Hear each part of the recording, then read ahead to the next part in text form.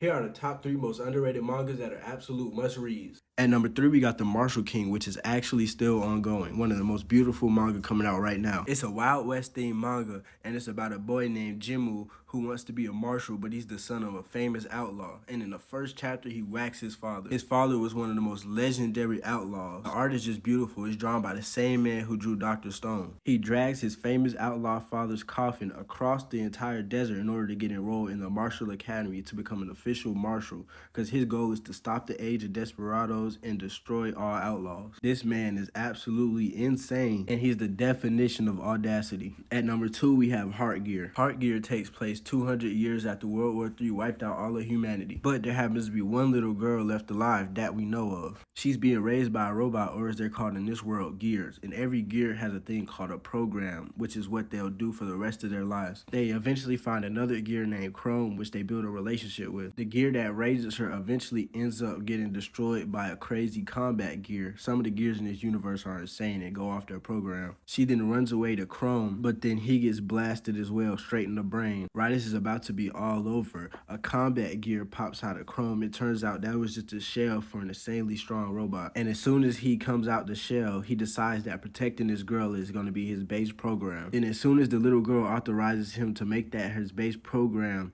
this man goes demon mode. He immediately no-diffs the other combat gear. They end up finding the core unit of the other gear, and basically the whole manga story is about them trying to find a body for this core unit to go in. The manga has absolute beautiful art, crazy, insane moments, and intense battles. I'm not gonna lie, it's one of the best mangas I've ever read. And at number 1, we got Siren. Siren's about this boy named Geha trying to find his childhood best friend. He ends up hearing about this secret society named Siren and tries to get a whole bunch of information on it, but no one is telling him anything. He eventually finds this card saying Siren on it in a random phone booth. After putting a card in a phone booth and taking a survey, one day randomly he gets a crazy ringing in his ear that won't stop, and then he eventually answers his cell phone. Immediately after answering the phone, this man is transported to an apocalyptic wasteland. It turns out that the Siren world and our world is connected, but I'm not gonna lie, I'm not gonna spoil the rest of it for you. You gotta, like, it's crazy, I'm not gonna lie. Let me know in the comments which one of these mangas seemed the most interesting to you and if you're gonna read any of them.